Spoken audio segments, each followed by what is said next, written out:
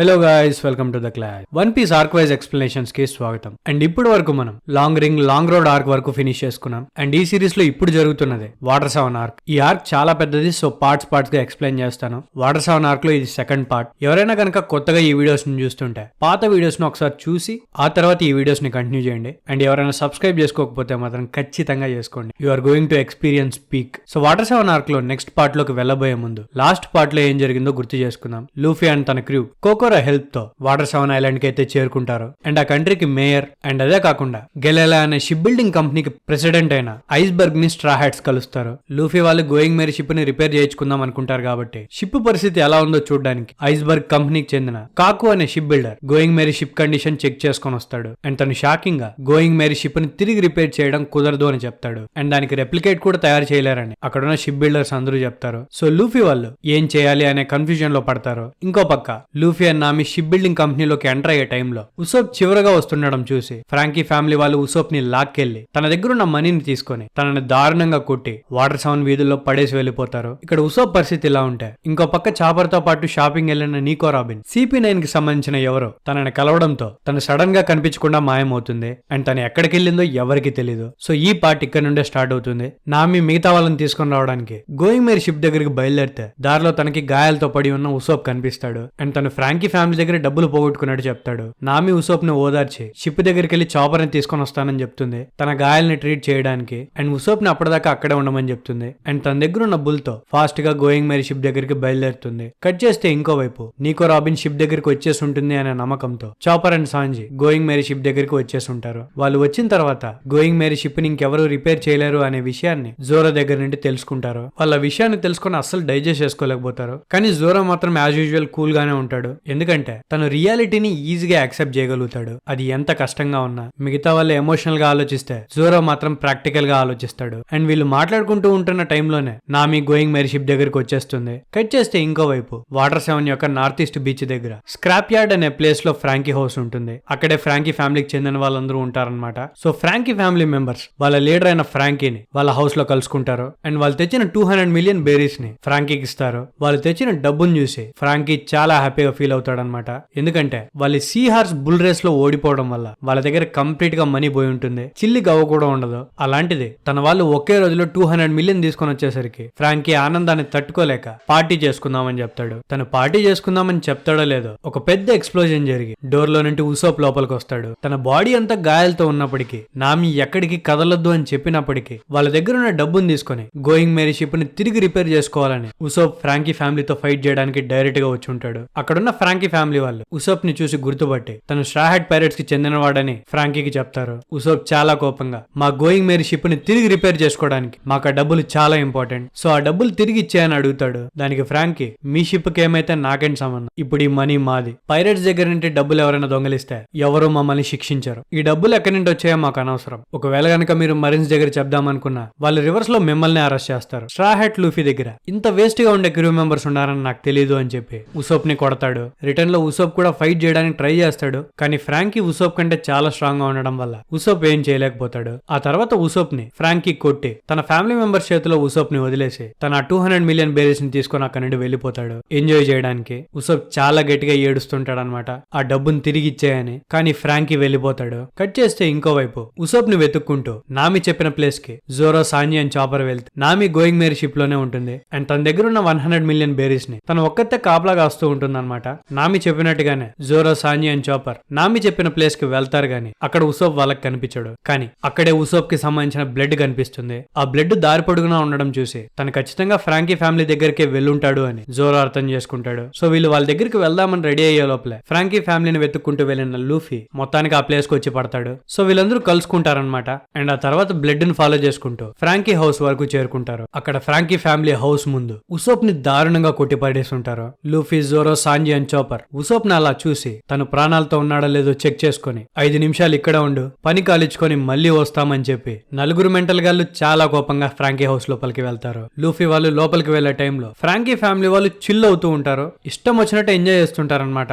వాళ్ళలో ఒకడు ఒక గేమ్ లో ఓడిపోయినందుకు మీట్ అండ్ రమ్మని తీసుకొని రమ్మని చెప్పి ఒకడిని బయటికి పంపిస్తారు. వాడు చూడడానికి ఒక పెద్ద జైంట్ లాగా ఉంటాడు. సరే వెళ్ళి తీసుకొస్తా అని చెప్పి డోర్ క్లోజ్ చేసి డోర్ బయట నిల్చొనేసరికి తనకి లూఫీ వాళ్ళు కనిపిస్తారు. ఎవర్రా వీళ్ళు అని ఆలోచించే లోపలే వాళ్ళు కొట్టిన దెబ్బలకి డోర్ పగలగొట్టుకొని మరీ లోపలికి వెళ్తాడు. అండ్ వీళ్ళ నలుగురిని చూసి వీళ్ళే స్ట్రా హ్యాట్ క్రూ అని చెప్పి ఫ్రాంకీ ఫ్యామిలీ వాళ్ళు గుర్తుపట్టేస్తారు. సరేలే ఏముంది అందరూ కలిసి ఓడిచ్చేయచ్చు కదా అని చెప్పి ఫ్రాంకీ ఫ్యామిలీలో ఉన్న స్ట్రాంగెస్ట్ మెంబర్స్ అందరూ వీళ్ళ నలుగురితో ఫైట్ చేయడం స్టార్ట్ చేస్తారు. ఒక పెద్ద జైంట్ లూఫీ మీద అటాక్ చేస్తే తను కొట్టిన ఒకే ఒక దెబ్బకి ఆ జైంట్ షీల్డ్ అంతా పగిలిపోతుంది. అంత గట్టిగా కొట్టుంటాడు లూఫీ. ఇంకొంతమంది జోరో మీద క్యానన్ బాల్స్ తో అటాక్ చేస్తే ఆ క్యానన్ బాల్స్ ఐరన్ తో చేసినప్పటికీ జోరో వాటిని కాయలు కట్ చేసినట్టు కట్ చేసి పారేస్తాడు.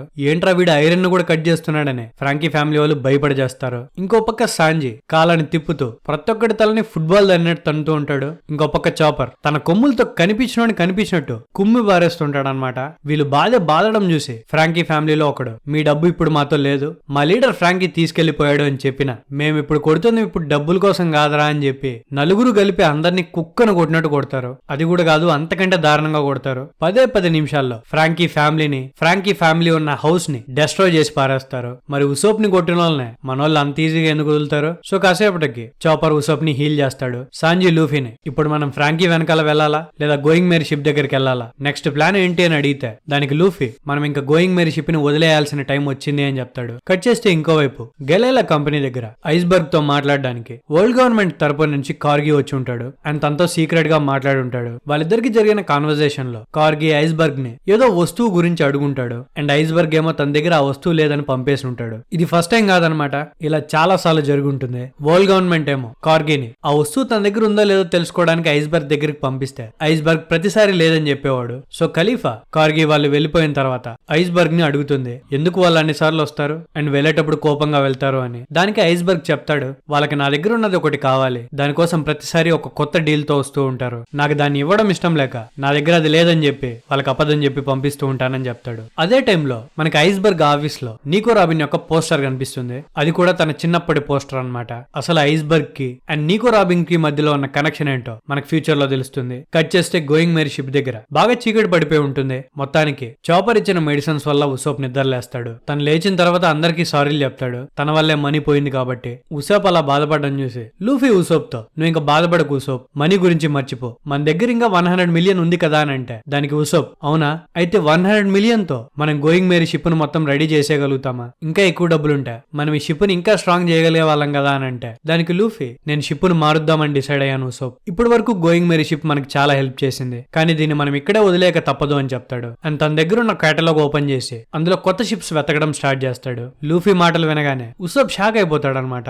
అసలు ఇంతకీ ఏం మాట్లాడుతున్నావు, నువ్వు కామెడీ చేయట్లేదు కదా, నేను 200 మిలియన్ పోగొట్టినందుకు నువ్వు ఇంకో కొత్త షిప్ చూద్దాం అంటున్నావా, మేబీ ఇక్కడ షిప్స్ రెడీ చేయడానికి చాలా ఎక్కువ డబ్బులు తీసుకుంటారనుకుంటా కదా, అందుకే కదా నువ్వు ఇలా అంటున్నావు అంటే లూఫీ విషయం అది కాదు అని చెప్తాడు. దానికి ఉసోప్ కోపంగా ఇంకా మ్యాటర్ అది కాకపోతే ఇంకేంటి, నువ్వు నా ఫీలింగ్స్ ని హర్ట్ చేస్తున్నావు లూఫీ, మనీతో సంబంధం లేకపోతే షిప్స్ ని మార్చేద్దామని ఎందుకు అంటున్నావు అని అంటాడు. సో మెల్లగా లూఫీకి అండ్ ఉసోప్ కి మధ్యలో గోయింగ్ మేరీ షిప్ గురించి గొడవ స్టార్ట్ అవుతుంది. వాళ్ళిద్దరూ ఒకరితో ఒకరు చాలా సీరియస్ గా గొడవ పడుతుంటారు. జోరా అండ్ సాంజీ ఎంత ఆపడానికి ట్రై చేసినా వాళ్ళిద్దరూ ఆగరు. ఉసోప్ కి ఆన్సర్ చేయడానికి లూఫీ చాలా గట్టిగా గోయింగ్ మేరీ షిప్ పరిస్థితి చాలా వర్స్ట్ గా ఉంది ఉసోప్, నాకు వేరే దారి లేక ఈ డెసిషన్ తీసుకోవాల్సి వచ్చింది, గోయింగ్ మేరీ షిప్ చనిపోబోతోందని గట్టిగా అంటాడు. లూఫీ అన్న మాటలు విని ఉసోప్ నమ్మలేక కాసేపు సైలెంట్ అయిపోతాడు. ఆ తర్వాత లూఫీ వాళ్ళతో మనం ఈ రోజు మార్నింగ్ అంతా ట్రావెల్ చేసింది ఈ షిప్ లోనే, దీన్ని ఎన్నిసార్లు రిపేర్ చేసినానో నాకు తెలుసు, ఇది ఎంత స్ట్రాంగ్ నాకు తెలుసు, సడన్ గా దీన్ని రిపేర్ ఎలా చేయలేకపోతారు అని అంటే లూఫీ గెలైలా కంపెనీ వాళ్ళు ఏమేం తనకు చెప్పారు అది మొత్తం ఉసోప్ కి చెప్తాడు. షిప్ ని ఎందుకు రిపేర్ చేయడం కుదరదు అని. లూఫీ చెప్పింది విన్నప్పటికీ ఉసోప్ ఆ నిజాన్ని యాక్సెప్ట్ చేయలేకపోతాడు. సో లూఫీతో కోపంగా కార్పెంటర్స్ దీన్ని బాగు చేయలేరని చెప్తే గోయింగ్ మేరీ షిప్ చనిపోవాల్సిందేనా, మనం ఈ షిప్ లో ఎన్ని సీ బ్యాటిల్స్ చేశామో నీకు గుర్తులేదా, గోయింగ్ మేరీ జస్ట్ షిప్ మాత్రమే కాదు స్టార్టింగ్ నుండి మనతో పాటే ఉన్న ఒక ఫ్రెండ్, అలాంటి ఈ షిప్ ని ఇక్కడ చనిపోవడానికి వదిలేద్దామని చెప్తావా, నువ్వు ఈ షిప్ ని ఇన్ని రోజులు ఒక వస్తువులా ట్రీట్ చేసావు కదా లూఫీ అని అంటే రిటర్న్ లో లూఫీ మళ్ళీ నచ్చజెప్పడానికి ట్రై చేస్తాడు. ఉసోప్ ఈ షిప్ ని ఏ కార్పెంటర్ రిపేర్ చేయలేడు, గోయింగ్ మేరీ షిప్ ఇంతవరకు మనల్ని తీసుకురావడమే గొప్ప, సో సిచ్యువేషన్ అర్థం చేసుకో అని చెప్పిన ఉసోప్ పైకి లేచి కార్పెంటర్లు రిపేర్ చేయలేకపోతే వదిలే నేనే రిపేర్ చేసుకుంటా, మీరందరూ తలా ఒక చేస్తే కావాల్సిన wood nails and iron sheets కొనుక్కుందాం, నేనే షిప్ ని రిపేర్ చేస్తాను అని చెప్తే లూఫీ గట్టిగా నువ్వు కార్పెంటర్ కాదు ఉసోప్ అని అంటాడు. దానికి ఉసోప్ ఇప్పుడు నేను కార్పెంటర్ ని కాకపోతే ఏం చేయమంటావు, ఈ షిప్ ని అలాగే వదిలేయాలా, నేను ఈ షిప్ ని ఎప్పటికీ వదులుకోలేను, మీ అందరికి పిచ్చి పట్టింది, అందుకే ఆ కార్పెంటర్ చెప్పినవన్నీ ఎక్కించుకున్నారు, వాళ్ళు మనల్ని స్కీమ్ చేయడానికి ట్రై చేస్తున్నారు, మనల్ని మోసం చేయడానికి ట్రై చేస్తున్నారు, గోయింగ్ మేరీ షిప్ స్ట్రెంత్ ఎంతో నీకు తెలీదా, నువ్వు కెప్టెన్ అయినంత మాత్రాన నీకు నచ్చినట్టు డెసిషన్ తీసుకుంటావా, నేను నిన్ను మిస్జడ్జ్ చేశా లూఫీ అని అంటే నామి ఆపడానికి ట్రై చేస్తుంది. కానీ లూఫీ ఉసోప్ తో నేను నేను ఆల్రెడీ డెసిషన్ తీసేసుకున్నా ఉసోప్. నువ్వు ఎంత చెప్పినా నేను ఇప్పుడైతే డెసిషన్ మార్చుకోను. మనం షిప్స్ ని చేంజ్ చేయబోతున్నాం అండ్ గోయింగ్ మేరీ షిప్ కి బాయ్ చెప్పబోతున్నాం అని అంటాడు. దానికి ఉసోప్, నీ అంత కిరాతకంగా నేను మాట్లాడలేను లూఫీ. నేను నీలాగా ఒక కామ్రేడ్ ని వదిలిపెట్టి రాలేను అని చెప్తాడు. దానికి లూఫీ, నీకేమైనా పిచ్చి పట్టిందా ఉసోప్? షిప్ మనిషి ఒకటేనా? గోయింగ్ మేరీ షిప్ ని బాగు చేయడం కుదరదు అంటే దానికి ఉసోప్, నీకు ఇది షిప్పే అయి ఉండొచ్చు, కానీ ఈ షిప్ నాకు బ్రతికే ఉంది. నీకు స్టార్టింగ్ నుండి గోయింగ్ మేరీ షిప్ కాకుండా వేరే ఏదైనా తీసుకోవాలని ఆశ ఉందేమో, అందుకే ఇంత కేర్లెస్ గా మాట్లాడుతున్నావని అంటే లూఫీ ఉసోప్ మీద పడి, ఏదో గోయింగ్ మేరీ షిప్ అంటే నీకే ఇష్టం ఉన్నట్టు మాట్లాడుతున్నావు. గోయింగ్ మేరీ షిప్ గురించి కేర్ చేసేది నువ్వు మాత్రమే కాదు ఉసోప్, నాకు కూడా ఇష్టమే అని చెప్తే దానికి ఉసోప్, నీకు గనక నిజంగానే కేర్ ఉండుంటే నువ్వు షిప్ మార్చమని చెప్పేవాడు కాదు అని అంటే దానికి లూఫీ, ఒకవేళ నేను తీసుకునే డెసిషన్ నీకు నచ్చకపోతే ఇప్పుడే షిప్ లో నుండి వెళ్ళిపో అని అంటాడు. లూఫీ అలా వెళ్ళిపో అనగానే సాంజీ లూఫీని తన్ని, పిచ్చోళ్ళ మాట్లాడుకు లూఫీ, కొంచెం కామ్ అవ్వు, నువ్వేం మాట్లాడుతున్నావో నీకే అర్థం కావట్లేదు అని అంటే దానికి లూఫీ, నేను కావాలని అలా అనలేదు అని అంటాడు. కానీ ఉసోప్ ఆల్రెడీ చాలా హట్ అయిపోయి ఉంటాడు అనమాట. సో లూఫీ వాళ్ళతో, నువ్వు నిజంగా నీ మనసులో ఇదే అనుకుంటున్నావు అని నాకు అర్థమైంది లూఫీ. నీకు ఉపయోగపడని క్రూమేట్స్ ని ఒక్కరి తర్వాత ఒకరిని వదిలేస్తూ నువ్వు మాత్రం ముందుకు వెళ్తావు. నువ్వు గనక ఈ షిప్ ని వదిలేయాలనుకుంటే నన్ను కూడా వదిలేయక తప్పదు. నాకు స్టార్టింగ్ నుండే తెలుసు నేను మీ స్ట్రెంత్ ని ఎప్పటికీ చేరుకోలేను అని. నేను ఈ రోజు వెళ్ళిపోతే మీ భుజాల మీద నుండి ఒక బరువు దిగిపోతుంది. ఫ్యూచర్ లో ఇంకా దారుణమైన ట్రబుల్స్ రావచ్చు,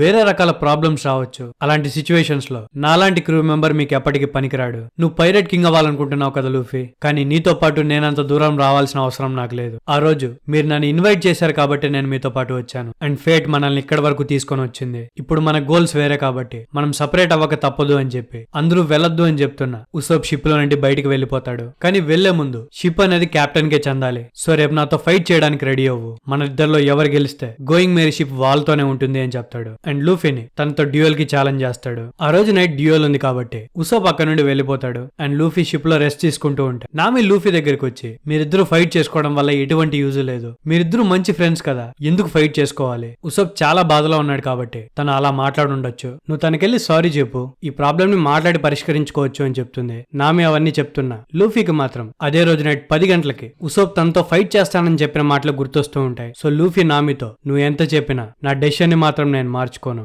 ఉసోప్ జస్ట్ ఒక ఆర్గ్యుమెంట్ కోసం తన ప్రాణాలు పోగొట్టుకునే టైప్ అయితే కాదు. ఒకవేళ వేరే దారి ఉండుంటే ఖచ్చితంగా ఇలా మాత్రం జరిగేది కాదు. సో నన్ను ఇక్కడ వదిలేసి వెళ్ళిపో అని చెప్తాడు. ఇంకో పక్క సాంజీ అండ్ జోరో ఫైట్ చేసుకుంటూ ఉంటారు. ఒకవేళ కనుక జోరో ఫ్రాంకీ ఫ్యామిలీ వాళ్ళు తన మీద ఫస్ట్ టైం అటాక్ చేసినప్పుడే తను ఫినిష్ చేసి ఉంటే వాళ్ళు లూఫీ దగ్గర మనీ తీసుకునే వాళ్ళు కాదు. వాళ్ళని ఎందుకు ఊరికే వదిలేసావని. అండ్ జోరో కూడా సాంజీని, నేను వాళ్ళతో ఫైట్ చేస్తున్నప్పుడు నువ్వేం చేస్తున్నావు? షిప్ లో ఉండకుండా షాపింగ్ చేయాలని నువ్వు కూడా బయటకు వెళ్ళావు కదా, నీకేం దీంతో బాధ్యత లేదా అని. సో వీళ్ళు ఒకరితో ఒకరు గొడవ పడుతూ ఉంటే నామి దగ్గరకు వచ్చి ఆపండి అనేసరికి ఇద్దరు భయపడి సైలెంట్ అయిపోతారు. ఆ తర్వాత కాసేపటికి చాపర్ షిప్ లోపలికి వస్తాడు. పాపం చాపర్ ఉసోప్ ని ట్రీట్ చేయడానికి వెళ్తే ఉసోప్ చాపర్ తో, ఇంకా మనకి ఏం సంబంధం లేదు, షిప్ దగ్గరికి వెళ్ళిపో అని తరిమేసి ఉంటాడు. పాపం చాపర్ ఏడ్చుకుంటూ వచ్చి ఉంటాడు అనమాట. అక్కడ జరిగే సిచ్యువేషన్ చూస్తే ఉసోప్ వెళ్ళిపోవడం వల్ల స్ట్రా హ్యాట్ పైరేట్స్ కుప్ప కూలిపోయే సిచ్యువేషన్ కి వస్తుంది. ఆ తర్వాత కాసేపటికి నైట్ టైం 10 అవుతుంది. అనుకున్నట్టుగానే ఉసోప్ కి అండ్ లూఫీకి మధ్యలో డ్యూయల్ స్టార్ట్ అవుతుంది. లూఫీ ఉసోప్ తో స్టార్టింగ్ లోనే చెప్తాడు, నువ్వు ఫైట్ చేయడానికి చాలా డిటర్మైండ్ గానే ఉన్నావు ఉసోప్, కానీ నువ్వు తీసుకున్న ఈ డెసిషన్ కి ఫ్యూచర్ లో మాత్రం రిగ్రెట్ అవ్వకు అని చెప్తాడు. దానికి ఉసోప్, నువ్వు మాట్లాడడం ఆపేసి